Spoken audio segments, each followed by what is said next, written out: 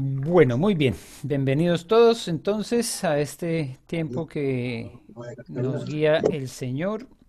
Vamos a hacer la revisión entonces de las pruebas, recordando que en la unidad 2 tenemos 2A, 2B y 2C.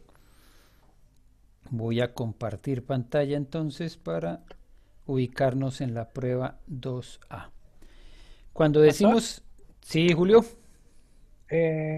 ¿no hay un periodo de preguntas? Sí, puede No, ser antes o también lo podemos hacer un poco más adelante, pero justo quería, Como varios usted. días después siempre. quería parar, hacer primero esto que es la revisión del análisis de Mateo 28, que también está relacionado con un gráfico que quedó pendiente. ¿Recuerdan cuando hicimos el repaso? Quedó pendiente el Sí, gráfico 9, la vida es del- resucitada.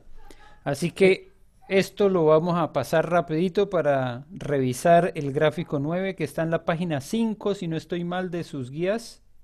Correcto, es 5. En la página 5 vamos a revisar esta parte y vamos a abrir el espacio para las preguntas. Así que gracias, Julio. El Gracias. análisis de Mateo 28, entonces los versículos correctos son, las apariciones de Cristo van de qué versículo a qué versículo? Del 1 al 10. Muy bien. La negación de Cristo resucitado.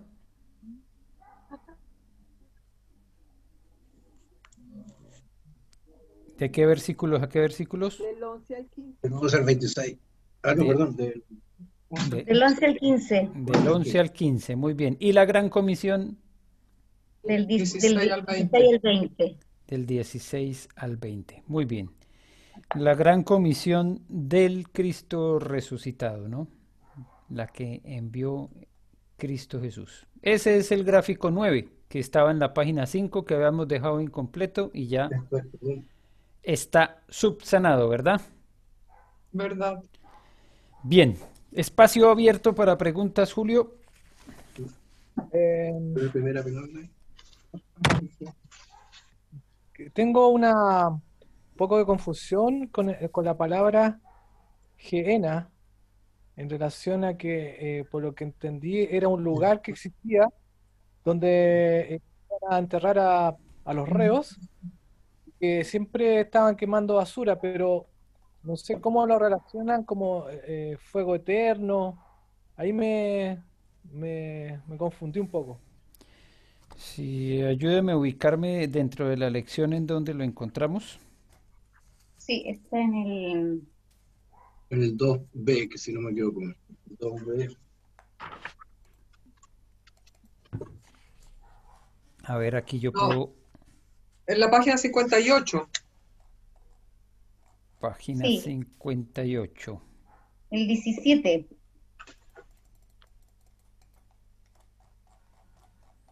Eso GN. es, eso es en la página 2, la 2B o la 2C.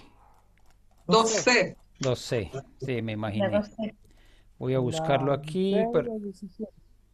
Sí, Oh, 7. ya. Ahí están, están viendo la 2C Sí, en, pero en pantalla. sí, Es la número 17. Ya, muy bien. página Dice, 58. Eso. existe otra palabra que quiere decir infierno en el Nuevo Testamento en griego. Quiere decir, la nueva Biblia en español la traduce como infierno de fuego. Es la palabra Gehenna. Literalmente era el valle de Hinnom, que colindaba con la ciudad de Jerusalén. En el valle de Hinnom se echaban los cadáveres de los reos ejecutados y nunca se apagaban los fuegos donde se quemaba la basura de la ciudad. ¿Cuál de las palabras Hades o Gehenna, infierno de fuego, se usa como término general para el lugar donde va el alma de los muertos, tanto justos como malos? Eso es AD. Eso es El A. Ahí era Hades. el Ahí era Hades. Hades. Y como alusión al lugar de fuego y castigo eterno de las almas perdidas, Gehenna. Gehenna. Entonces lo que estamos haciendo diferencia de dos términos, sobre todo que alguno que más causa confusión es el Hades. Las puertas del Hades no prevalecerán contra ella. El Hades también ha sido entendido como la puerta, el portal del infierno, y para algunos es como solamente la entrada, las puertas, es decir, que no es un lugar grande, sino solamente las puertas. Y Gehenna como tal, el lugar específico, lugar geográfico, pues sí marcaba para la gente una imagen que podía ser recordada, ¿no? Como un sitio donde se hacía la disposición de las basuras y lo que se conoce también como una fosa común donde votaban reos que no tenían derecho a sepultura. Entonces, no estamos diciendo que Gehenna signifique infierno, sino que era la palabra que se utilizaba para el infierno de fuego, que era un sitio reconocido. Y por eso lo que está haciendo aquí el número 17 es la distinción, como término general para el lugar donde va el alma de los muertos, tanto de los justos como de los malos, se dice el Hades. Es el lugar de la muerte, no solo las puertas, sino el lugar de muerte. Y el lugar de fuego y castigo eterno, entonces, es el que se utiliza con referencia a Gehenna, que seguramente para las personas que lo leían sí tenía mucho sentido como un sitio que podríamos decir más descriptivo que asqueroso, ¿no? Un lugar de basuras, un lugar donde habían cuerpos incinerados. Entonces, este punto 17 lo que quiere hacer es una distinción entre los dos términos. ¿Y entiendes la diferencia, Julio? Es decir, entiendo la diferencia entre Hades y Gehenna, pero mi duda es, ¿qué fue primero? ¿La palabra en griego o el lugar? Esa es la duda que tengo. ¿El lugar se llama Gehenna? Sí. ¿O era como decir ahí está el infierno? ¿O al revés? ¿O de esta palabra usaron la palabra como infierno? Esa es mi duda, ¿no? Yo puse, según cuando lo estudié, que Gehenna es lo mismo que Valle de Hinnom. Porque, ¿no? El Valle de Hinnom es el sitio. Lo que representa. Que el sitio geográfico es el Valle de Hinnom. Como sitio geográfico. Como el infierno, Sí. el infierno de fuego, porque ahí es donde se depositan todos los cadáveres de los reos ejecutados. Y había fuego eterno. Sí. Se echaban a los perdidos y hay fuego eterno.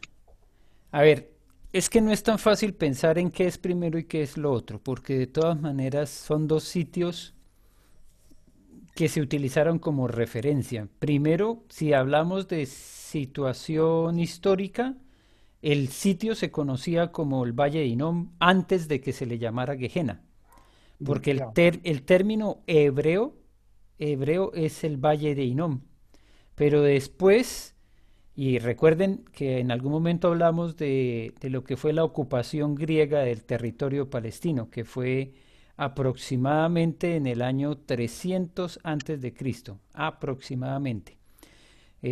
Nosotros tenemos varios lapsos de historia que no son tan fáciles de ubicar como con el año tanto y tanto. Por ejemplo, la caída de Jerusalén siempre la ubicamos en el 586. Es una fecha que recurrentemente se ha utilizado, pero como no hay tampoco completa seguridad, en libros como este, por ejemplo, dice aproximadamente el año 600, para evitar los conflictos con fechas tan exactas. Entonces, con el Imperio griego empieza a haber una ocupación de todos estos territorios y empiezan a aparecer términos que se refieren a sitios, a lugares que eran reconocidos por los judíos con su nombre hebreo, ahora con nombres griegos. Lo interesante es que cuando llegó el Imperio Romano, que también empezó a operar no mucho antes de la llegada de Cristo, el Imperio Romano se ubica más o menos en el año 100 antes de Cristo, también otra vez aproximando, no es una fecha exacta. Lo que llamó la atención es que los romanos no hicieron tantos cambios, no quisieron imponer sus nombres, algunos permitieron que se siguieran usando.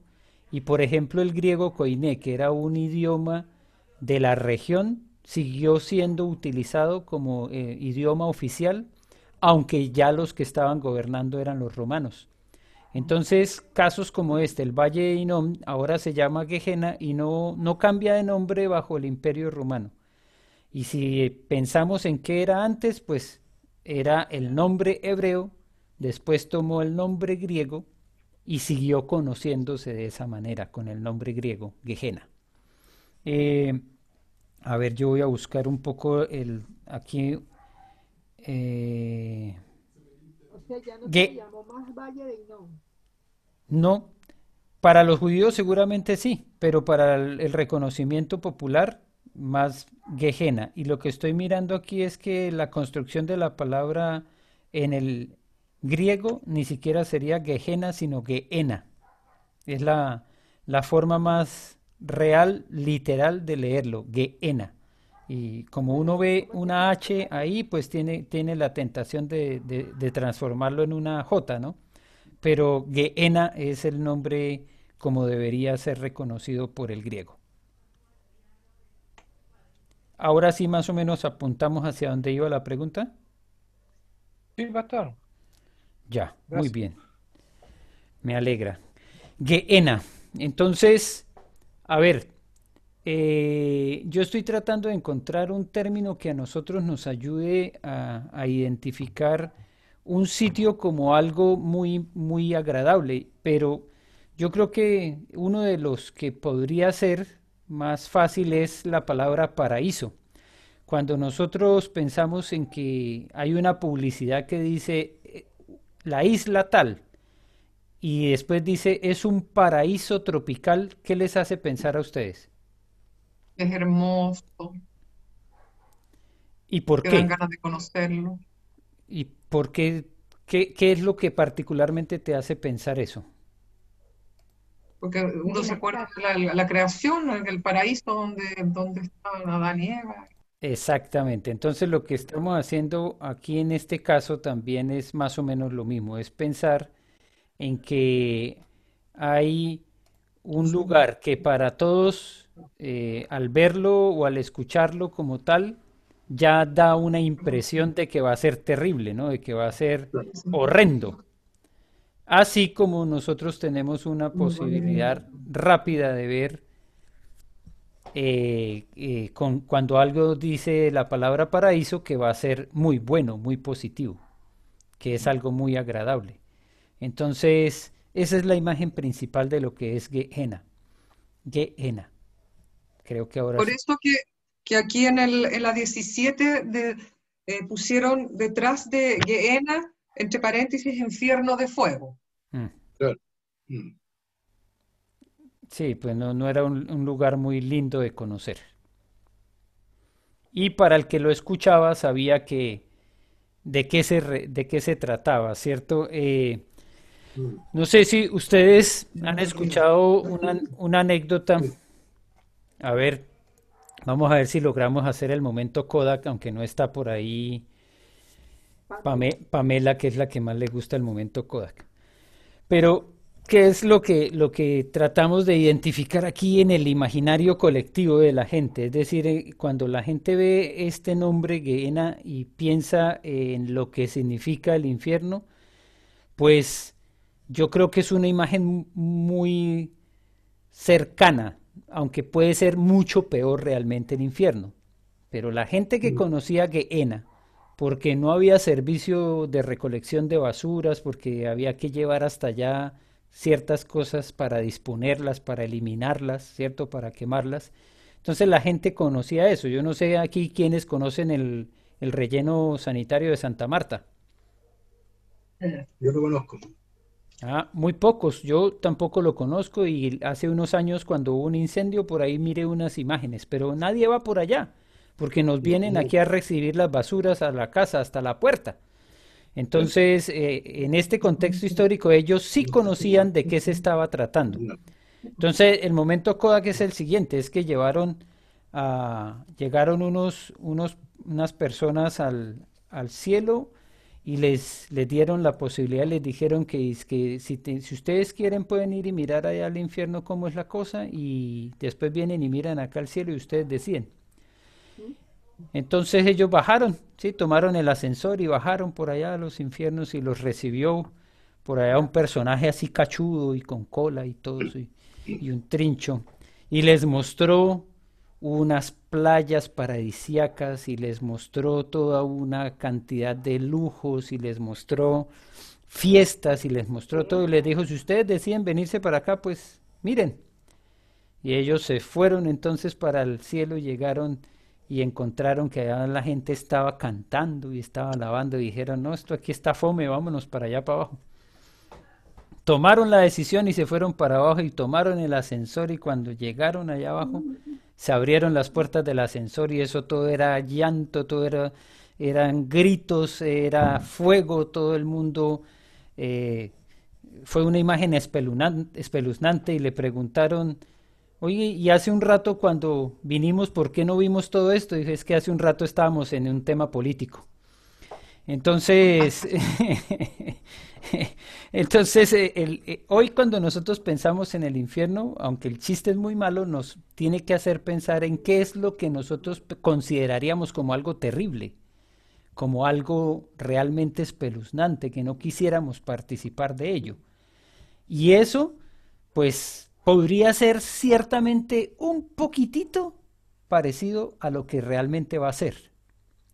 Porque si Gehenna, siendo un sitio tan asqueroso, donde estaban las basuras, donde se quemaban los muertos, fue la imagen para hablar del infierno, imagínense lo que realmente puede ser el infierno. Hoy nosotros a veces pensando en el infierno lo vemos como algo muy básico, muy sencillo, como, ¿cierto? Como algo que no causaría mayor dolor. ¡Ay, de pronto es hasta bueno! Algunos podrían llegar a decir eso. De pronto es hasta entretenido, pero solamente con las descripciones que tenemos en la palabra, ¿cierto? Que el gusano no muere, por ejemplo. Esa imagen, hace poco estaba hablando con una amiga que me dijo que lo que más le daba escozor de la muerte son los gusanos. Y yo lo único que atiné a decirle fue, pero si no se los va a comer usted, se la van a comer a usted.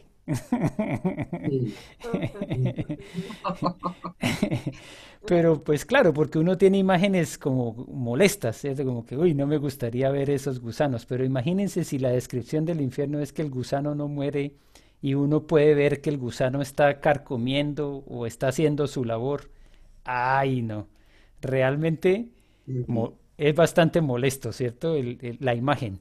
Así que creo que con el 17, con ese punto 17 y con Gehenna, lo que encontramos es la realidad de qué podía ser una buena imagen para identificar lo que sería ese lugar de sufrimiento.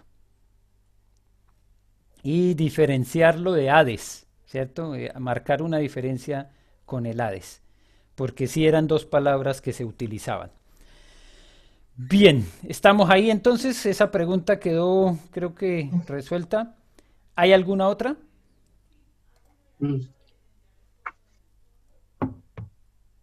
No. Entonces proseguimos a revisar el número 2. ¿Qué palabra de 2 letras pronunció Jesús para darles a sus discípulos la gran comisión? Bueno, o sea, yo creo que la pregunta se pasó con las ayudas, ¿no? Palabra de 2 letras. Sí, pues claro. Es como el colgadito. It. Muy bien. ¿Y cuáles son las 3 cosas que le dijo Jesús a sus discípulos que hicieran en su gran comisión? Hacer discípulos. Hacer discípulos. Bautizarlos y enseñarles a obedecer. Enseñarles a obedecer. Bueno, muy bien. Aquí vamos a hacer un alto en el camino porque igual vamos a seguir hablando de la misión y de la gran comisión, pero a mí me parece fundamental que podamos entender esta proposición de Jesús de hacer la gran comisión y hacer un comparativo con algunas de las imágenes que yo sé que ustedes han escuchado de lo que es el evangelismo. ¿Tienen alguna idea cuando yo hablo de evangelismo de qué estoy hablando? Predicar, De llevar la nueva noticia, Llevar la la buena nueva noticia. nueva a todos. Ya. Entonces, ¿cuánto de lo que nosotros a veces hacemos o lo que históricamente ha hecho la iglesia se puede considerar como evangelismo en los términos de la Gran Comisión?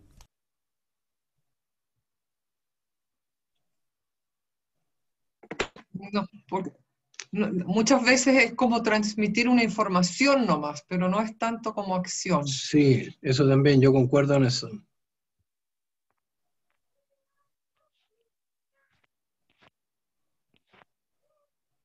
Yo creo que sí, la iglesia lo hace, pastor, que se preocupa.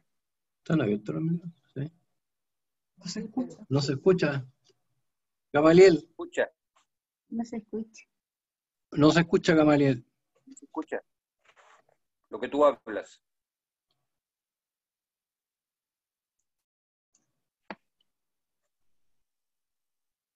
No se escucha.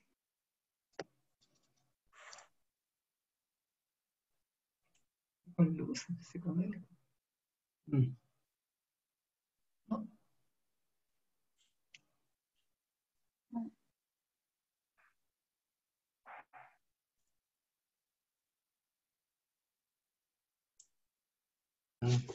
Ahora sí, Ya. ahora, Tengo problemas con los audífonos. ahora sí, pastor. Mejor sin audífono. No se los vaya a pedir a Diosito Pascuero porque no va a trabajar este año. Eso dicen. ¿Volví o no volví? Y volví. ¿Y volviste?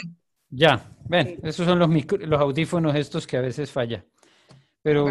lo desconecto y lo vuelvo a conectar y ya funciona. Estábamos hablando del comparativo porque me parece importante, aunque yo sé, María Angélica, que hacemos la labor, que a veces no la distinguimos y creemos que en una esquina hablar y predicar el evangelio, gritar con un megáfono o con un equipo de sonido y que la gente se vaya con el mensaje para sus casas es suficiente.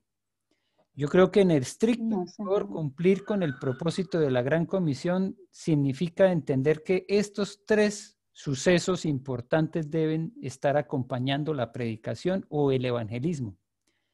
¿Qué significa hacer discípulos? Tener que bautizarles y también enseñarles. Entonces, en una esquina, en un parque, en una plaza, uno puede hablar mucho de Jesús, pero no hay forma de saber quiénes escucharon, quiénes acogieron ese mensaje en su corazón, quiénes van a bajar a las aguas del bautismo en obediencia y quiénes van a seguir siendo enseñados. Y eso creo que muchas veces nosotros lo hemos dejado a un lado por el afán de lo que llamamos el evangelismo, de hablar, predicar, pero se nos olvida que significa formar discípulos, hacer discípulos. Y esa es la gran comisión que a veces está quedando como a medias. Se hace una parte importante, claro, predicar, pero ¿dónde está también el proceso que debe llevar a una persona a bautizarse? ¿Y qué pasa después de que esa persona se bautiza? Si se sigue o no se va a continuar con un proceso de acompañamiento. ¿Ya? Entonces, por eso creo que el libro nos ayudó mucho en este punto 3 a marcar claramente las tres cosas que dijo Jesús que hacen parte de la gran comisión. Hacer discípulos, bautizarlos y enseñarles. Si falta una de las tres, yo creo que no estamos cumpliendo con la gran comisión. Y si digo que falta una de las tres es porque en algunos casos, pues, solamente se bautiza a la persona, pero no se le enseña, no se la hace discípulo. Puede ser que en algunos casos una persona empiece a obedecer, pero, por ejemplo, no se bautiza. Y el bautizo sí es importante, sí es fundamental, sí tiene un significado valioso. Entonces, hay cosas que dentro de la Gran Comisión debemos entenderlas, hacen como un pack, completo. Es un pack completo que tú, cuando vas a comprar en el supermercado y te ponen 3 bebidas así unidas, tú no puedes sacar una de esas 3 e ir y comprar solo una, sino que tienes que llevar las 3. Y las 3 aquí van unidas. Hacer discípulos significa también bautizarlos y también enseñarles. No puedes dejarlo solamente ahí, a la buena, a lo que puedan hacer, sino que debe ser acompañado con un proceso. Así que ese era Capacitación se llama eso. un pequeño alto que quería hacer ahí. Sí, sí, tiene diferentes nombres. Claro, ahí Hugo nos está hablando, por ejemplo, de capacitación. Y nosotros le hemos llamado discipulado, pero el discipulado no es un curso, no es un libro, es toda una vida de aprendizaje, de acompañamiento.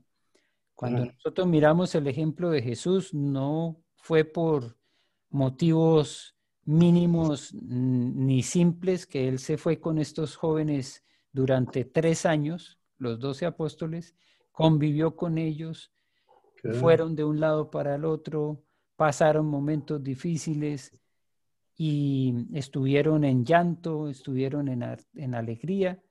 Esos 3 años también fueron un ejemplo de lo que significa el discipulado, porque no se puede dar solamente como un cursillo, sino que tiene que hacer parte de la vida. Y así es como lo creemos nosotros y lo hemos entendido. Así que qué bueno que podamos seguir reflexionando con respecto a esto. Sigamos entonces. Número 4. ¿Discipulado dura toda la vida, pastor? Toda la vida. ¿Pastor? Toda la vida. Toda la vida. Toda la vida. Eso... El empeño de ser apóstol. No falta. Y es lindo eso, María Angélica, ¿sabes por qué? Porque, por ejemplo, nosotros podríamos pensar que estos estudios que estamos haciendo, que ya vamos en el libro 6, concluyen en el libro 10 y después del libro 10 pues ya no hay nada más, porque ya concluimos con toda nuestra capacitación. Entonces es bastante limitado porque una persona que está con nosotros, que tiene 20, 30, 40 años, entonces dice, ya el resto de mi vida yo no voy a necesitar ninguna clase de capacitación, porque ya lo hice, ya hice mi curso de discipulado. Mientras que cuando nosotros entendemos que el discipulado es de toda una vida, pues nunca vamos a terminar. No depende del grado, no depende del título, no depende del ministerio que estemos desarrollando. Todas las personas deben ser discipulados. Pastores, diáconos, servidores, maestros, todos necesitamos seguir siendo discipulados toda la vida. Eso es lo que iba a hacer decir Gamaliel, porque también, por un lado, es como el principio de acción y reacción, ¿ya? Es que la gran comisión, hacer discípulos, pero también, por el otro lado, tiene que haber los interesados o los que tienen, no sé, pues, ¿cómo decirlo? Las ganas de ser discípulos también, dejarse entrenar, dejarse capacitar, dejarse instruir, abrir el corazón, ¿ya? Y todas esas cosas, porque yo lo veo también en términos, hablemos así, de lo que es mi trabajo, lo que significa capacitar a las personas que usan nuestros camiones. Es un tema que es permanente, así lo veo por lo menos en lo que hago yo, ¿ya?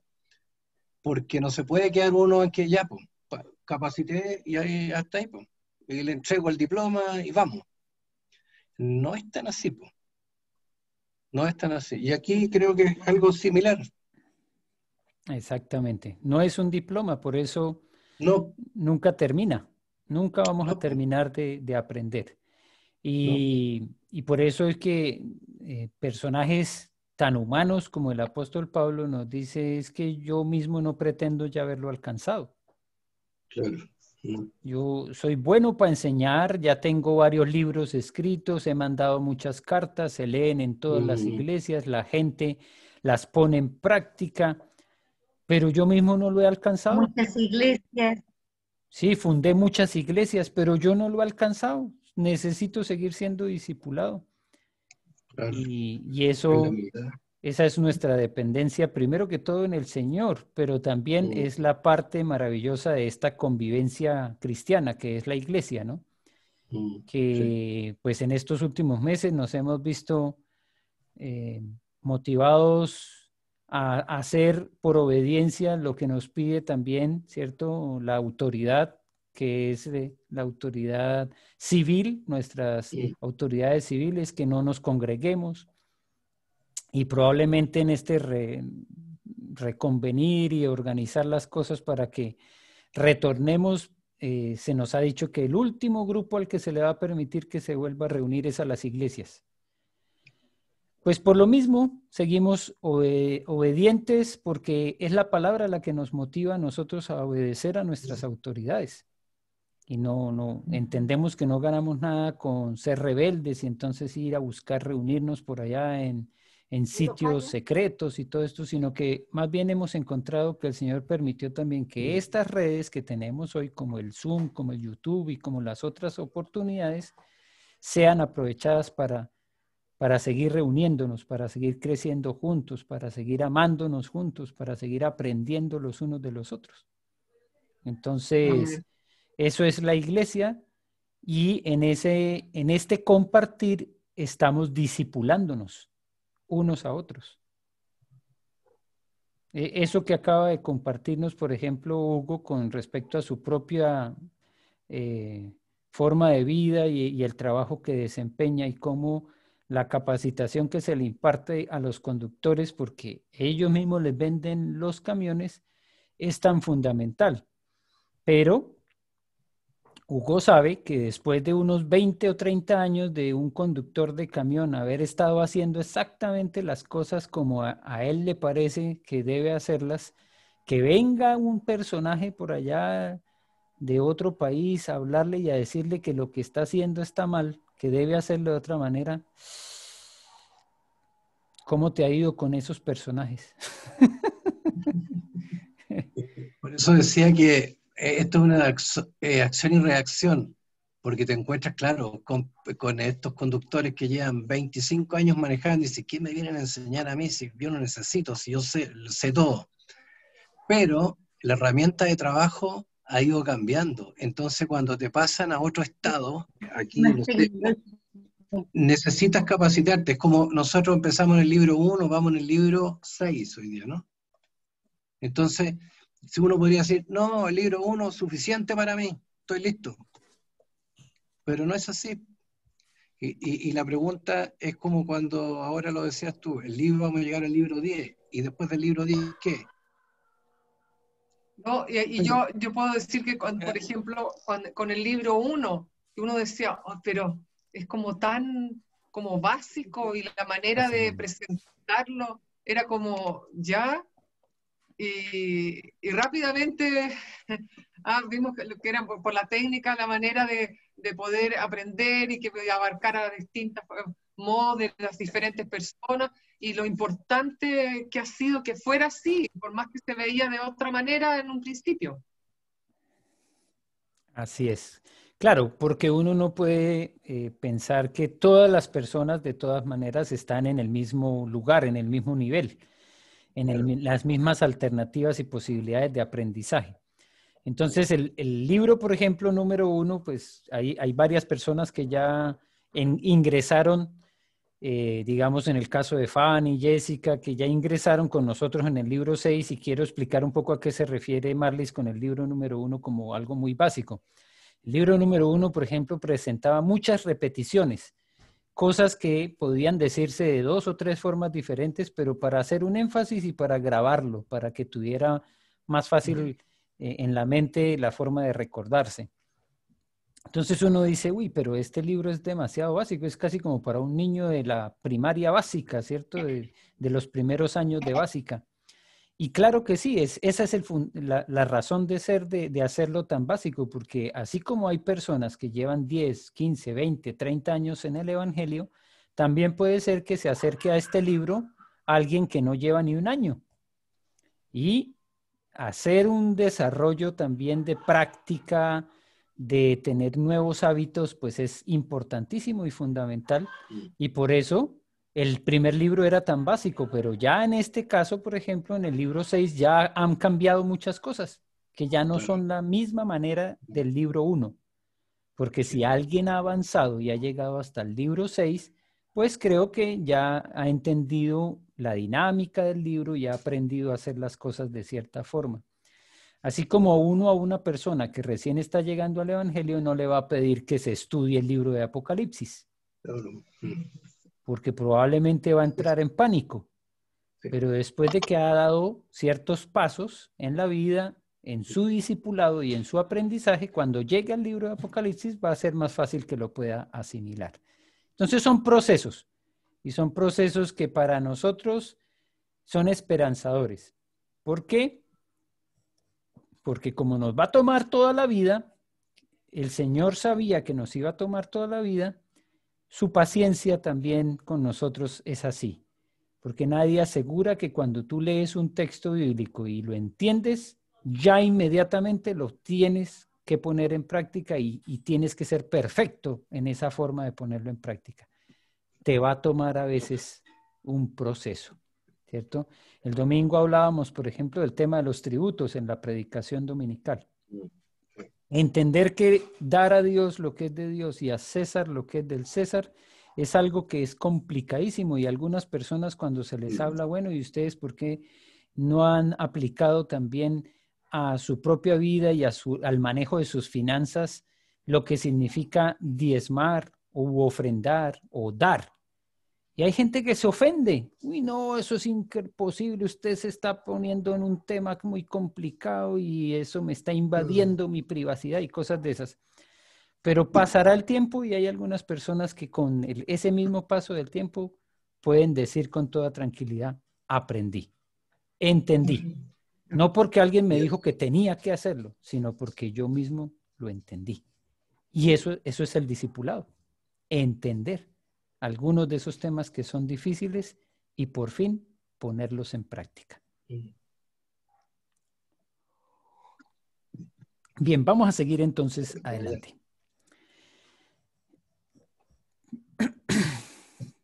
Dice, ¿cuál debe ser el motivo tras toda misión según la gran comisión de Jesús? El amor. Yo puse el amor. El amor. Bien. Muy bien, el amor. Sí, y esto pues compaginado con lo que dice el apóstol Pablo en 1 Corintios 13, ¿no? Y era la reflexión que nos compartía anoche Andrés en el devocional de WhatsApp, en la oración que hacemos en las noches. De nada me vale, dijo el cantante Santiago Benavides, si hago muchísimas cosas pero no tengo amor. Puedo ser un gran predicador, pero si no tengo amor, ¿de qué me sirve? Número 5. Pero no es... Dime. Pero pastor, no es solo el amor de uno, es el amor de Dios. Porque, por ejemplo, hay gente que es muy buena, que los pobres, que hace muchas cosas, pero con su amor. Sí, y no, a veces cuando nosotros vemos, por ejemplo, dadores muy grandes, muy... Porque, por ejemplo, hay un testimonio de un guerrillero que de uno, porque el amor de uno es limitado y egoísta. Es el amor de Dios obrando en uno. Porque el amor no es egoísta. Sí, pero, y eso tal vez nadie más lo sepa, ¿cierto? Pero algunos, por ejemplo, son muy buenos para dar, dan, apoyan diferentes causas, pero a la vuelta de un año, cuando están rindiendo su declaración de impuestos, algunos entienden por qué dieron. Y es porque cuando demuestran que dieron a cierta clase de instituciones de beneficencia, eso les significa una devolución de impuestos. Entonces la razón no era tan noble. A veces hay razones escondidas detrás. Por eso el principal motivador debe ser el amor de Dios, no el nuestro. Número 5. ¿Hasta dónde pretende Jesús que llegue su misión? Todo el mundo, lo último de la tierra. El fin del mundo le puse yo. Todas las personas del mundo, toda tribu, nación. ¿Y ya habremos llegado hasta allá? Creo que faltan pocos.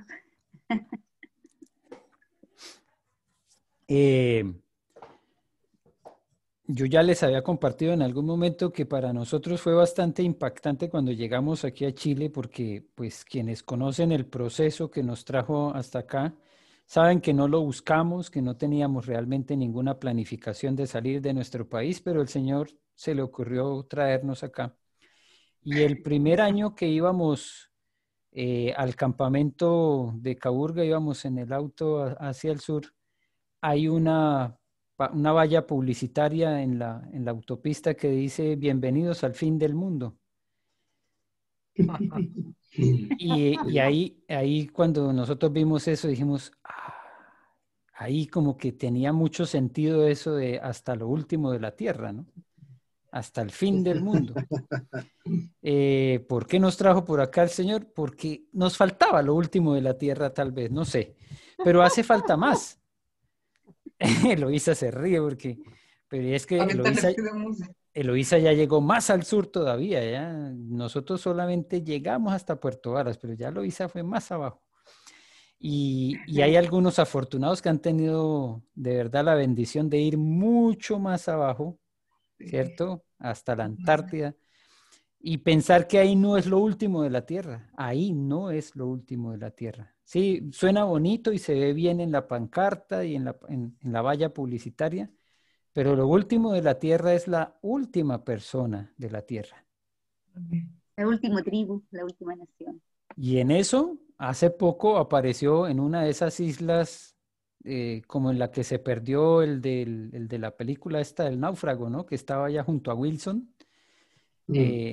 Islas así inhóspitas, por allá en el atolón francés o en lugares bastante apartados de lo que llamamos la civilización, donde han encontrado culturas que son bastante ariscas, con idiomas que nadie conoce, así que hay todavía un poco de gente a la que no se le ha predicado. Pero, como yo decía también... Dime. Que esa es una profecía del Señor. Claro, claro. Y lo que yo cuando creo es que entre más avanzan estas tecnologías, pues más fácil va a ser llegar hasta ellos. En algún momento escuchará la palabra todo el mundo. Porque la pretensión sí es esa, ¿cierto? Que llegue hasta los confines del mundo, hasta lo último de la tierra. Número 6. En el bautismo, los nuevos creyentes entregan un claro testimonio de compromiso con Cristo. Compromiso con Cristo. Compromiso con Cristo. Muy bien. El bautismo es además la señal de que el nuevo creyente ha entrado a la iglesia. A la iglesia. Muy bien. Según Jesús, ¿qué pasos deben seguir al bautismo de los nuevos creyentes? Las enseñanzas y la obediencia. Estudiar la Biblia. Enseñarles a obedecer. Y educativa. ¿Cómo es la cosa? Que le permitan llevar a la práctica su nueva fe. Interesante que no dice obligarlos a obedecer, ¿cierto? No, con un palo nomás, ya. Amén. Que te aprendieras el capítulo 1 de Juan. Yo puse que no sé si está bien, porque así lo entendí, que los pasos que debe seguir los nuevos creyentes es crecer en el Evangelio para así también poder cumplir el mandato de Jesús. Sí, claro que sí. Obedecer Claro que las sí. enseñanzas, ponerlas en práctica. Exactamente. Entonces, ¿por qué? Lo que dice Marlis es muy importante porque implica que no es un agente inactivo en el proceso de discipulado, sino que tiene que estar proyectándose todo el tiempo a convertirse también activamente en un discipulador. Claro, Sí. sí.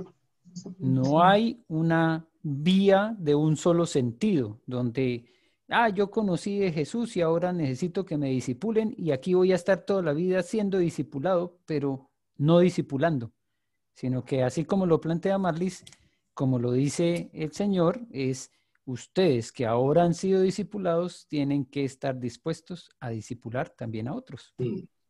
Así como han recibido, también van a Sí, poder claro. dar. Muy bien, Marlis, gracias. ¿Por qué obtuvieron los primeros creyentes tantos frutos con su misión? Perdón. Fritos, uy, ya. Frutos, sí, algunos sí los fritaron, pero... Porque Jesús estaba con ellos. Y Jesús sobraba en ellos. Ajá. Le puse. Su ministerio Obedeció- A ver, vamos a ver de a uno. Marlis. Yo puse porque obedecieron el mandato de ir y amar, porque compartieron el evangelio, porque bautizaron y enseñaron. Bien. ¿Quién más escuché? Angélica también dijo por ahí. puse yo que Jesús obraba a través de ellos.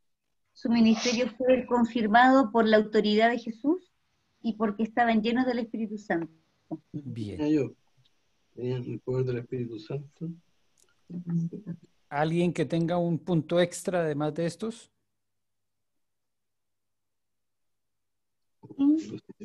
El mismo. Bueno, finalmente nosotros a veces somos muy críticos de la iglesia, ¿cierto? Y decimos, es que nuestra iglesia no hace esto, no hace lo otro, y que fallan esto y fallan lo otro. Y es cierto, pues la iglesia no es perfecta, pero Son las personas. 3 razones por las cuales nosotros decimos que los discípulos, esos primeros creyentes, dieron frutos de su misión, son las razones por las cuales 2000 años después todavía se siguen dando esos frutos, ¿cierto? Porque aunque nosotros seamos imperfectos como iglesia, estamos haciendo la misión. Y porque la estamos haciendo, pues van a haber otras generaciones que van a seguir escuchando la palabra. Ahora, cuando alguien deja de hacerlo y deja de dar fruto, se corta la cadena. Creo que pusiste esto por acá. Se va a cortar en algún momento. Hoy en día nosotros podemos decir es que los cristianos somos el 10% de la población en Chile. Pero si alguno de nosotros deja de hacer la función de discipulador y no disipula a nadie más, a la vuelta de 30, 40 años seremos el 7 o el 8%. Y a la Amén. vuelta de 50 años seremos el 5%. Y lastimosamente, como ha pasado en algunos países, sobre todo europeos, pasaremos a ser el 1 o el 0 punto tanto por ciento de la población. Los musulmanes la llevan. Los musulmanes... Tienen hartos hijos. Tienen hartos hijos. Y le entregan a los hijos así, pero cada vez los cristianos tienen menos hijos también. Además, pero no solamente hijos en la carne, sino hijos espirituales. También hijos espirituales, sí, también. Hijos espirituales también se convierte entonces en un plan de, ¿cierto?, de control demográfico, que yo no sé por qué, pero también como creyentes en Cristo Jesús, a veces nosotros nos practicamos ligadura de trompas y vasectomía para no tener hijos. Hijos espirituales, ¿cierto? Estoy hablando. Pero también hijos materiales, o sea, hijos... No, ese sí que más. De ese tema ya hemos hablado, ¿cierto? Y cómo las implicaciones de todo esto van por todos lados. Yo quiero hacer un énfasis en algo que dije en la prédica hace unas 3 semanas atrás y que de pronto no se entendió bien.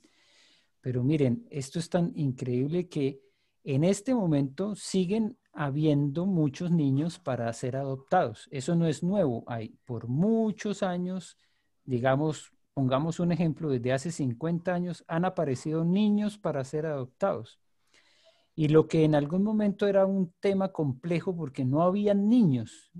Nosotros conocimos de varios casos en Colombia y también aquí en Chile, de extranjeros de Suecia, de Noruega, que venían a adoptar los niños colombianos y chilenos porque allá en sus países no había niños para adoptar. Y uno dice, es porque allá el sistema es perfecto. No, es porque allá la gente no tiene hijos. porque desde No los años quiero- 60 empezaron a abortar, entonces no hay hijos para adoptar.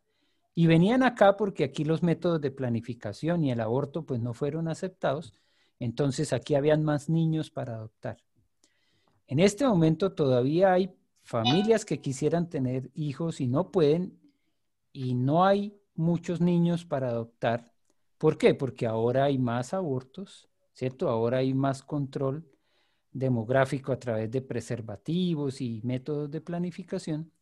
Pero también pasa una cosa terrible y es que ahora hay parejas que no quieren tener hijos. No es que no puedan, no quieren. Entonces, aunque hayan niños para adoptar, no hay quien los adopte. Los jóvenes, pues mi hija más chiquitita dice eso, la Consuelo, no, yo no quiero. Ella tiene su perra, ella es su Exacto. hija. Y les han enseñado que a los perritos y a los animales se les humaniza. A los Sí, se lo gatos, están humanizando. a los perros los humanizan. Entonces los tratan como a hijos. Eso es lo terrible de este momento histórico, que también eso es parte de una cultura que empieza a permearse en la iglesia. Y ya hay cristianos que no quieren tener hijos espirituales. Igualito. Y también hay cristianos que abortan a sus hijos espirituales. Porque me salió cabeza de palo. Me salió cabeciduro y no me quiere escuchar y yo le he enseñado y lo he acompañado y he orado y le he enseñado la Biblia, pero es que es tan terrible que mejor ya no quiero más nada con ese hijo espiritual. Y lo abortan. ¿Se parece algo la realidad del mundo con la realidad de la iglesia? Mucho. Porque es la misma iglesia la que está dentro de este mundo. Por eso el Señor dijo, ustedes van al mundo, yo no los voy a sacar del mundo. Voy a orar para que los preserve del mal el Señor. Pero ustedes están en el mismo mundo y si la iglesia se conforma al mundo, eso ya es un tema nuestro. Pero el apóstol Pablo lo dijo, no se conformen al mundo, no hagan lo mismo que hace este mundo. Sigamos perseverantes. Hay algunos cabecitas duras por ahí que hay que seguirlos amando, que hay que seguirles enseñando, que hay que seguir orando por ellos, porque son discípulos duros, difíciles, pero no los podemos abortar. Amén. Muy bien.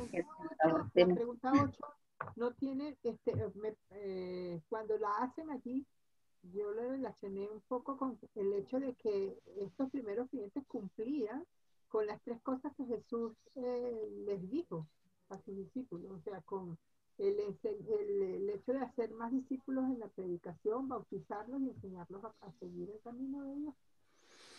Sí, pero eso sería pues prácticamente como la pregunta se respondería con ¿obedecieron? Sí, obedecieron y eso hicieron, pero yo creo que por el contexto de la lección, la idea de que Jesús estaba con ellos, que tenían el respaldo de la autoridad de Jesús y que estaban llenos del Espíritu Santo de Dios, pues hace también como un énfasis en que cumplieron con la gran comisión basados y dieron muchos frutos porque sabían quién era el que los había mandado y entendieron que Él estaba con ellos, que el Señor Jesús estaba con ellos. Estaba con ellos, eso. Que Él estaba con ellos porque les dijo, y yo estaré con ustedes todos los días. Todos los días, claro. Jesús estaba con ellos. Entonces es como marcar esas tres razones que también deberían ser nuestras tres razones, ¿cierto, Elo? Sabiendo que siempre está con nosotros. ¿cierto? Claro, porque con ellos. Esas tres razones como tal no difieren realmente pues de lo que hace parte la Gran Comisión, pero la Gran Comisión no va a cambiar, va a seguir siendo la misma. Lo que va a cambiar muchas veces es la actitud que nosotros tenemos hacia la Gran Comisión. Porque atención con esta palabra que les voy a compartir en este momento. La Gran Comisión se ha convertido muchas veces en la Gran Omisión. ¿Se dieron cuenta que no mencioné la C? Porque a veces uno como que habla rápido y suena igualito. Comisión, omisión. No es lo mismo hacer la gran comisión que hacer la gran omisión. y omitir hacer discípulos. Es fácil hacer una iglesia y ser una iglesia muy grande, muy reconocida, muy importante, muy famosa, pero no estar haciendo discípulos. Pastor, Dime. yo leí en esta semana algo que me pareció súper interesante porque decían de la mala predicación.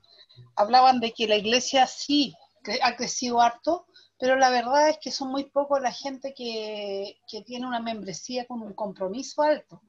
Y hablaban de que se presentaba un evangelio muy bueno, un evangelio que Dios te va a ayudar, que Dios te ama, pero no se les muestra que Dios es justo y que va a castigar al malvado. Entonces, a las personas que se le predica, y me sentí muy identificada, le predicaron a un joven, por ejemplo, y le decían, ¿tú conoces los 10 mandamientos? Entonces el chico decía, no robar, no matar, algunos.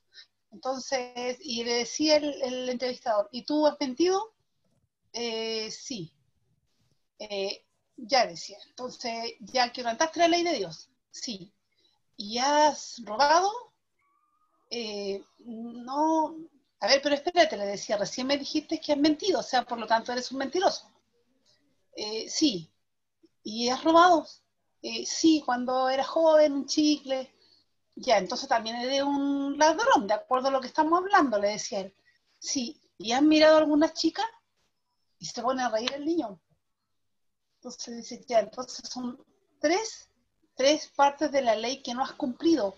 Por lo tanto, aquí tendría que haber un juicio. ¿Tú crees que saldrías libre de ese juicio?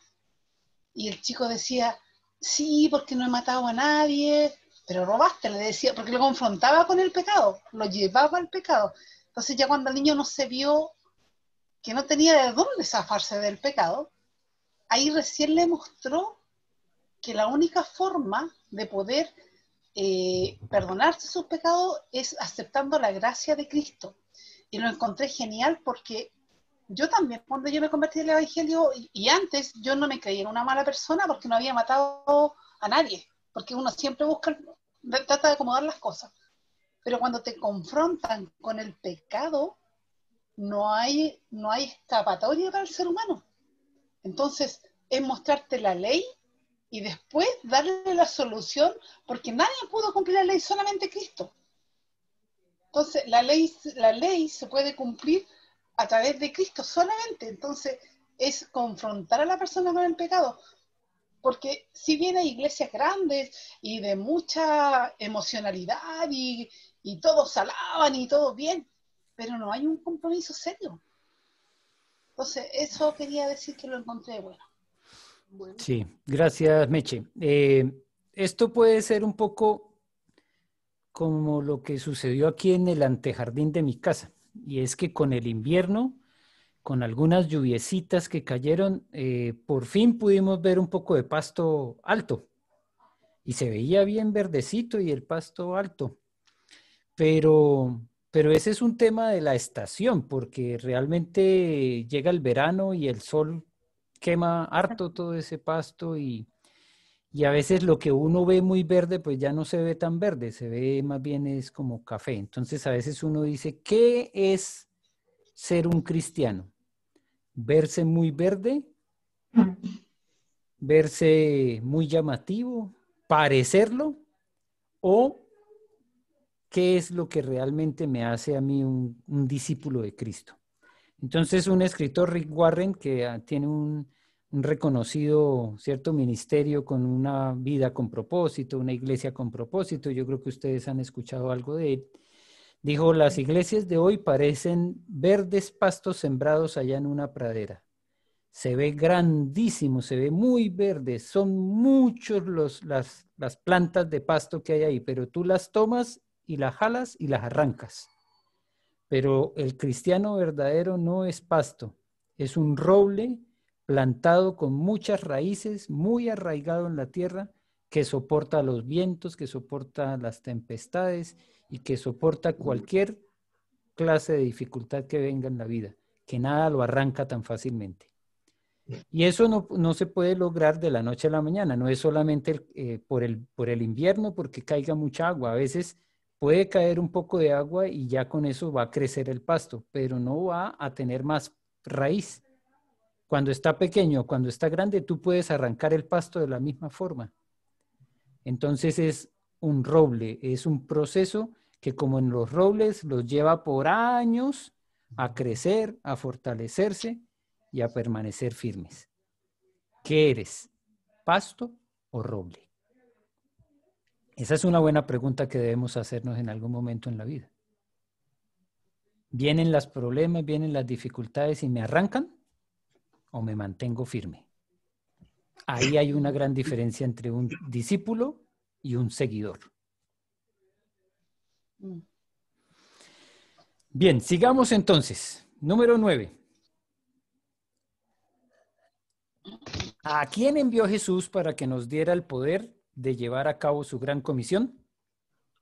Espíritu Santo. Espíritu Santo. Al Espíritu Santo. Muy bien. ¿Y qué maravillosa promesa les entregó Jesús a sus discípulos en la gran comisión de la misión que estaban a punto de comenzar? Que estaría con nosotros hasta el fin del mundo. Hasta el final. Sí. Exactamente, que no estamos solos, que Él va a estar con nosotros todos los días hasta el fin del mundo. Así que si eso fue parte de lo que nosotros reconocíamos que dio tanto ánimo para esos primeros creyentes de tal manera que dieron tanto fruto, pues debería ser también nuestra motivación, porque también esa promesa es para nosotros. No estamos solos, el Señor está con nosotros. Amén. Muy bien. Vamos a seguir entonces con la 2B, porque hoy el tiempo está volando, pero rapidísimo. ¿Cómo sabemos que cuando Jesús decía ser el único Hijo de Dios era la verdad?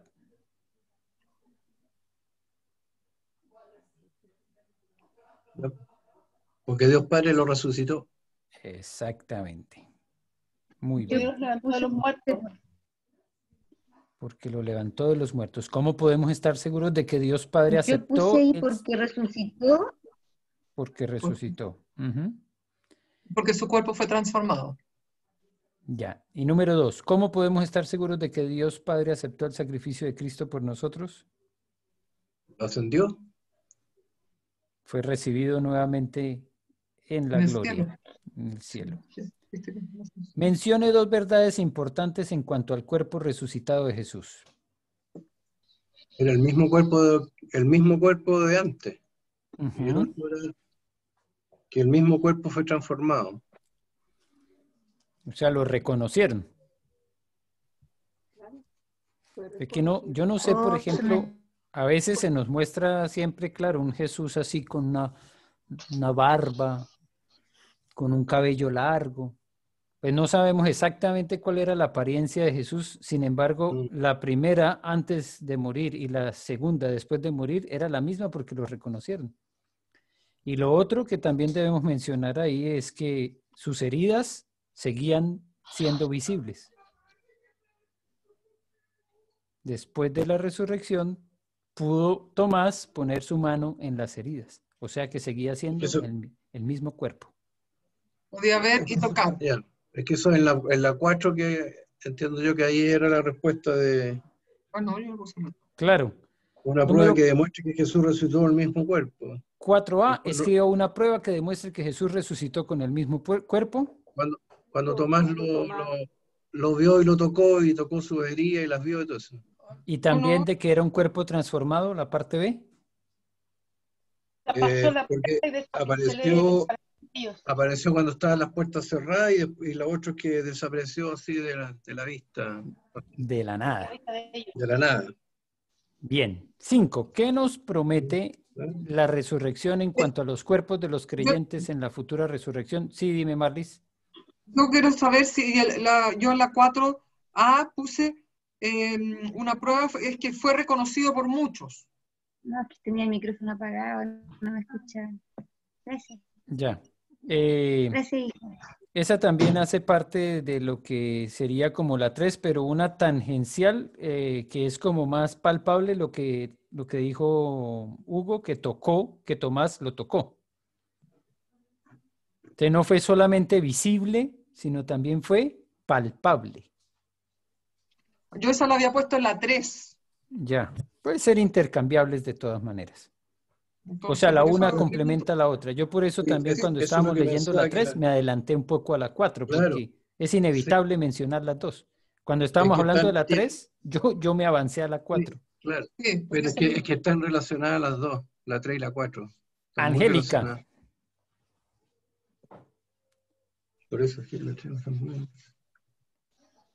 Angélica, hoy estás con algunos problemas Pastor, de disculpe, es la que a mí se señal. me fue internet un ratito. ¿Cuál era la respuesta de la número? Que no tengo la número 2. ¿La 2? La 3. Fue recibido en gloria. Sí, su Ya. conexión está inestable. ¿Ah? Yo no alcancé a escuchar bien a María ¿Cuál es la Angélica. respuesta? ¿De la Disculpa. 2? Fue recibido Es la en 2 que gloria. no la tengo, la respuesta. Porque Fue Dios recibido en resucitó a gloria. Jesús. Porque Dios resucitó a Jesús. Y lo recibió en la gloria, en el cielo.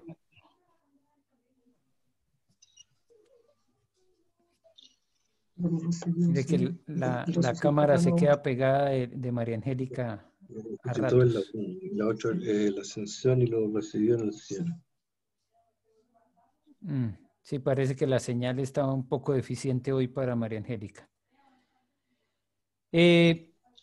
Sigamos entonces con la número 5. ¿Qué nos promete la Sí. resurrección en cuanto a los cuerpos de los creyentes en la futura resurrección? Que se reunirán el cuerpo y el alma, ¿no? Que seremos resucitados. No, Resucitaremos con los mismos cuerpos, pero serán transformados. yo le puse que serán transformados, ya no tendremos dolores ni enfermedades. Pero no hay ninguna mención directa a un cambio de cuerpo, digamos. Dice que será el cuerpo glorificado, o sea, el mismo pero glorificado. Y en eso pues hay varias interpretaciones. Algunos dicen, por ejemplo, pero que eso. el cuerpo mismo, el mío, pero al glorificarlo el Señor puede ser que si había una parte incompleta, entonces el Señor la glorifica completándola, digamos por algunas personas que consideran que haber sido amputado, por ejemplo, le significaría entonces una menor posibilidad de movilidad o una disposición de discapacidad. Pues esas personas interpretan, por ejemplo, que la glorificación también puede ser completar nuevamente su cuerpo. Y entonces si alguien perdió una mano, pues al ser glorificado también va siendo transformado a tener nuevamente su mano. Mi Claro. manera de ver las cosas de pronto difiere un poco porque yo... ¿Y el pelo? El pelo. Bueno, aquí es un tema sensible. Tenemos aquí entre nosotros algunas personas... sí, no vamos a hablar de eso, Alén, tranquilo. Pero lo que estoy pensando, por ejemplo, es que para algunas personas eso no es tema. Y para algunas personas las ciertas discapacidades no lo son. Hay personas que no tienen brazos, pero se desenvuelven con sus piernas de una manera impresionante y son capaces de tomar con los dedos de los pies un destornillador así de chiquitito y reparan celulares. Entonces, para nosotros verlos así, diríamos, ay, pobre, no tiene brazos, pero esa persona no tiene ningún problema. Nosotros somos más discapacitados. Exactamente, nosotros podemos ser más discapacitados que ellos. Así que por eso es que la glorificación del cuerpo, pues yo no tengo mucha forma de explicarlo como que completar al que le falta una pieza, porque si el Señor así lo ve completo, pues Él va a estar completo. María Angélica. Pastor, no sé, a lo mejor una idea tonta que yo tengo, pero cuando en Apocalipsis hablan de que la única persona que tiene heridas y que está inmolado es solamente el Cordero. Entonces a mí se me imagina que todos van a tener un cuerpo perfecto, que el que perdió una pierna va a tener su pierna, solamente vamos a conocer las únicas heridas, van a ser las de Jesús. No vamos, Y no hacer según la es voluntad de lo que yo Dios. interpreté. lo que yo Claro. interpreté cuando leí ese texto. Pero por eso te Hasta digo no que sé- a mi manera de ver puede ser que nosotros lo vemos como una persona herida porque no tiene brazos, pero esa persona se ve completa. Sí. Él es completo aún sin brazos. Entonces, las heridas son de otros. Él no tiene heridas por eso. Esa persona puede ser que no tenga brazos, pero no se hace ningún lío. Su pastor hace Y, referencia a él y yo creo que ahí sí está la sanidad que el Señor va a obrar en nosotros, porque a veces somos nosotros los que nos vemos mutilados. Es decir, yo veo a alguien que, uy, pero mira ese cabello, a mí me gustaría tenerlo como esa persona, de ese color. Ay, mira esos ojos, ay, mira esto. Y estamos mirando hacia el otro y como que el otro es el que es completo. Y no nos hemos dado cuenta que nosotros somos perfectos. Sí, yo quiero agregar nuevamente que pienso de que, claro, que seremos glorificados, transformados, digamos, eh, pero lo que no importa cómo nos veamos físicamente, pero lo que no vamos a tener van a ser dolores ni enfermedades. Eso no vamos a tener. Independiente si vamos a estar con las dos piernas o con una, o con las dos pechugas o con una, o qué sé yo, no importa, pero no vamos a tener dolores ni enfermedades. Exactamente. Eso está bien. Esa es una forma muy básica, muy sencilla de mirarlo. Lo otro a veces son discusiones bien largas que no tienen mucho sustento, ¿cierto? Porque como yo te digo, yo en mi experiencia he visto personas que pueden haber sido mutiladas por una u otra razón, pero no se sienten incompletos y no están nunca impedidos para hacer muchas cosas que otros, estando con todas sus extremidades, sí se sienten impedidos. Perdón, yo me imagino que una vez después de la resurrección, al final de los días, me imagino es como volver a ser como inicialmente fueron creados Adán y Eva antes del pecado. O sea, También. libres de pecado.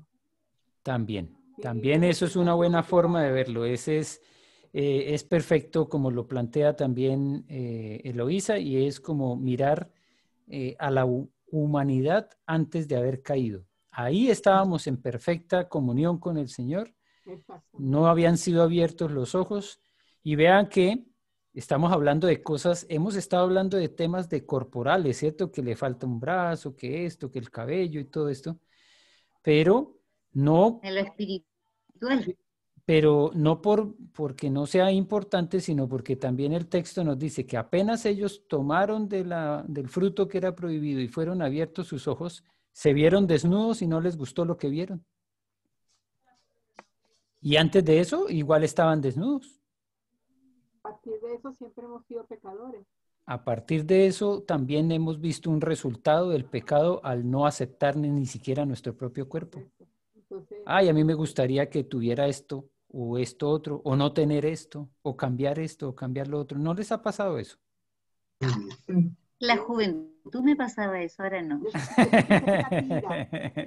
Antes de conocer a Cristo. Sí, pero después de conocer a Cristo me encuentro linda. Pero sigues siendo todavía joven, no te digas otra cosa diferente, Angélica.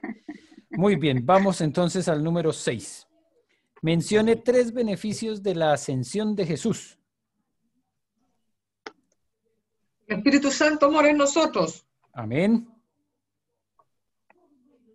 Preparará un lugar para nosotros, para los creyentes. Exactamente, nos están preparando un lugar.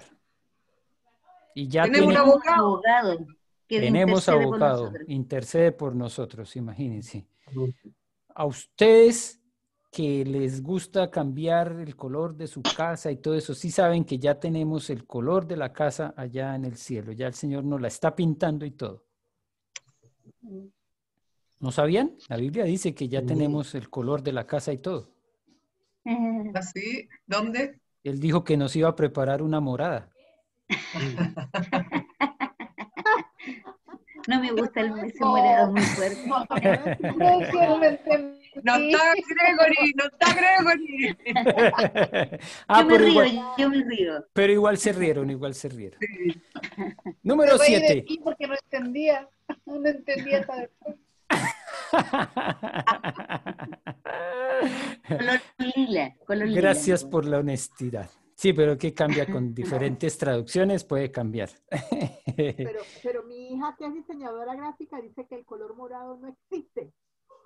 Que eso es un mal empleo del vocabulario. Sí, por eso yo dije que solamente cambiaba de acuerdo a la traducción. Pucha, Eloísa, que es tan negativa tú, oye. No, pero no fue solamente ella. Aquí por interno alguien también me está escribiendo que qué chiste tan malo, pero bueno, igual. No, está bueno, está bueno. Vamos para la 7. ¿Qué tipo de autoridad tiene Jesús ahora en el cielo? Toda. Toda autoridad. Toda autoridad. Así es. Toda autoridad me ha sido dada en el cielo y en la tierra. Eso no lo dudemos. Aparte Ahora. de eso, ya Satanás ya fue dominado y vencido y ya no está. Ahora, que a él le plazca que nosotros hagamos ciertas batallas, que tengamos ciertas luchas, que enfrentemos ciertas situaciones, ¿qué le vamos a hacer? Pero que está sin autoridad o que está maniatado o que está por allá distraído, eso no tiene nada que ver. Cuando el Señor le place, responde de acuerdo a su propósito. Y sigamos con la 12 porque ya se nos va a ir el tiempo y tenemos que estar listos para la oración. ¿En qué capítulo de Mateo o de Hechos encontramos los siguientes episodios? A ver, ¿dónde está la muerte de Jesús? Mateo 27. Mateo 27. La resurrección, Mateo 28.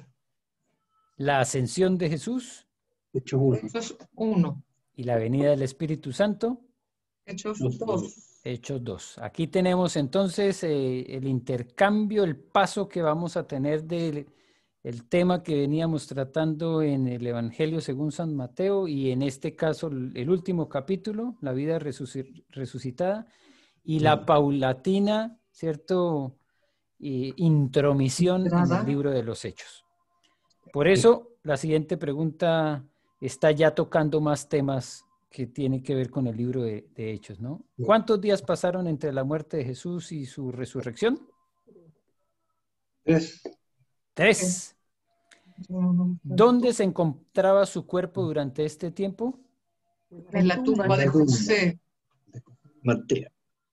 El lugar, ¿cierto? Ese es la tumba. ¿Cuál es el nombre griego que en Hechos 2, 27 y 31 describe el lugar hacia donde descendió el alma de Jesús? El Hades. El lugar de los muertos, ¿cierto? ¿Qué clase de lugar era? El lugar de los muertos. Lugar de Exactamente. tránsito de las almas de los muertos. Tránsito de las almas. ¿Y cuál era el significado espiritual del término Gehenna?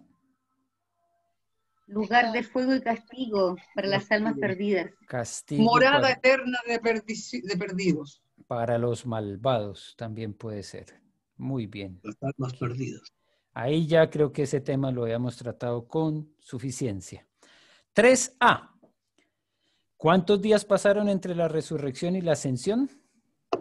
40 días. 40. ¿Cuántas 40 veces se días. apareció Jesús a sus discípulos durante este tiempo? 10. 10 días. 10. 10 veces. 10 veces. 10 veces. Muy bien. ¿Qué 10 nos veces. enseña la resurrección en cuanto al alma y al cuerpo que se preparan al morir? Se separan al morir, perdón. Serán Que se reúnen en un cuerpo transformado. Serán reunidos nuevamente. Muy bien. 4A. ¿Cuántos días pasaron entre la ascensión y Pentecostés? 10. 10. 10. Ahí, como hablábamos la semana pasada y muy bien nos lo mencionaba Eloísa, Pente, 50. 40 más 10. B. ¿Qué hicieron los discípulos durante este tiempo? Esperaron la Esperaron en Jerusalén. Eligieron a Matías. ¿Cómo es, Hugo? Aguaitar. Aguaitar. Esperar. Esperar. Ahí está el chilenismo que necesitábamos para recordar. Yo tengo que recordar eso. Aguaitar. Muy bien. Ajá, pero, Va para el diccionario, Eloísa, no tengo acuérdate. esa contestada en detalle. Esperar la llegada del Espíritu Santo. 2. Claro. ¿Qué más? Eligieron a Matías en el lugar de Judas. En reemplazo de Judas. Muy bien.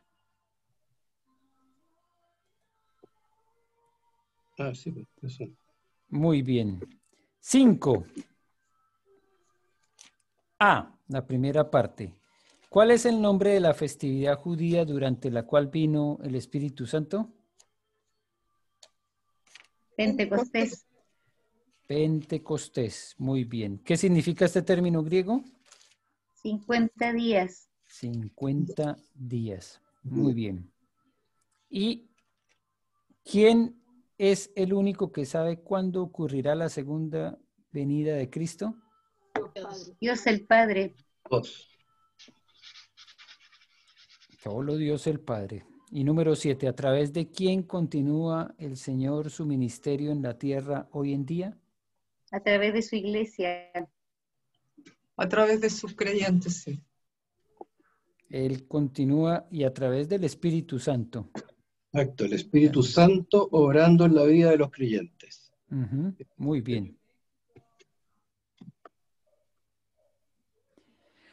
Dice, esto me parece bueno que lo tengamos presentes con respecto a que aquí se menciona en el punto 4.2 que se reemplazó a Judas, ¿cierto? La elección de Matías. ¿Encontramos en el texto bíblico una indicación de que fue el Señor el que les dijo que buscaran reemplazo? No, parece que no. Parece que no. Ellos preguntaron al Señor que los guiara. Dice que Pedro se puso de pie, se levantó en medio de los hermanos, estoy leyendo en Hechos 1:15, y los reunidos eran como 120 en número, y dijo, varones hermanos, era necesario que se cumpliese la escritura que el Espíritu Santo habló antes por boca de David acerca de Judas, que fue guía a los que prendieron a Jesús, y era contado con nosotros y tenía parte en este ministerio. Este pues con el salario de su iniquidad, ahí nos dice lo que pasó y que fue notorio a todos lo que pasó. Ahora dice el versículo 21, es necesario pues que de estos hombres que han estado junto con nosotros todo el tiempo que el Señor Jesús entraba y salía entre nosotros, comenzando desde el bautismo de Juan hasta el día en que de entre nosotros fue recibido arriba, uno se ha hecho testigo con nosotros de su resurrección. Y señalaron a dos, a José llamado Barsabás, que tenía por sobrenombre Justo, y a Matías. Y claro, orando, dijeron, tú, Señor, que conoces los corazones de todos, muestra cuál de estos dos has escogido. Pero la iniciativa la tomó Pedro.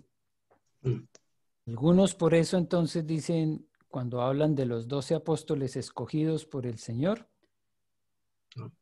que se completan con Pablo. Colocan a Matías. Se completan los 12 con Pablo, porque el Señor sí encontró un reemplazo para ese número 12. Pero este es solamente un tema que antecede a lo que va a ser el estudio del libro de Hechos. Y nos vamos preparando entonces para la próxima semana, volver a encontrarnos aquí en la peña número 3, abordando el Pentecostés y la persona del Espíritu Santo. Y anticipando entonces que vamos a dedicarnos a este hermoso libro que es el Hechos de los Apóstoles. Pastor, Dime. y lo otro que me llama la atención, de que usted dijo que eso lo había hecho Pedro, también me llamó la atención que nunca lo había visto en la Biblia. Bueno, en el Antiguo Testamento sí, algo del Turín se llama, y le echaron suerte, y la suerte cayó sobre Matías.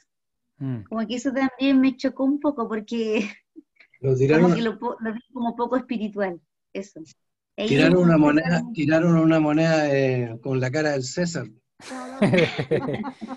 No, para poder entender lo que hicieron ahí hay que devolverse al libro de Éxodo y mirar el tabernáculo y también mirar las vestimentas sacerdotales y lo que utilizaba el sumo sacerdote también, la indumentaria del sumo sacerdote. Así que no es un tema de azar tampoco, ni de cartas. Pero me llama la atención. Claro, llama la atención porque no tenemos un poco el antecedente histórico judío de lo que ellos hacían, pero no era solamente como ir a la lotería o hacer el loto o algo así. Era un sentido un poco más tradicional religioso de los judíos de todas maneras. Es que eso echar suerte me llamó la atención. Claro, Es que suena cuando raro. habían orado antes, le dijeron al Señor que Él pusiera la moneda como tenía que ser. Como tenía que ser. Sí, que él Pues, fuera el que tomara la decisión, ¿cierto?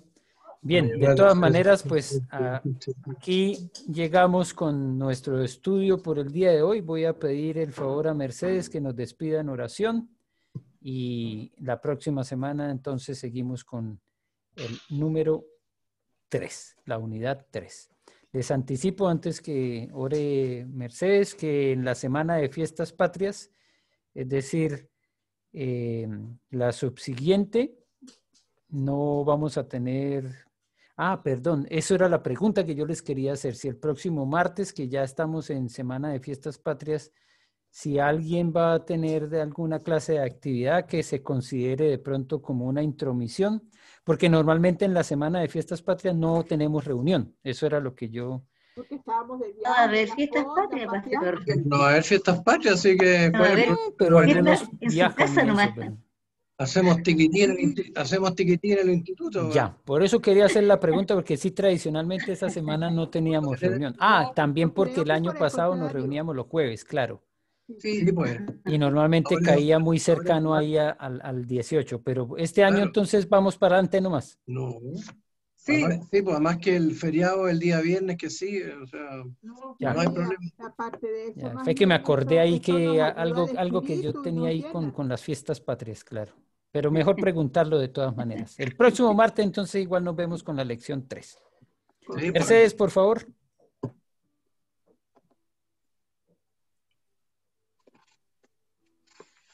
No oímos. Está cerrado el micrófono, Mechi. Eche, no se escucha. Abre tu micrófono. Ahora sí.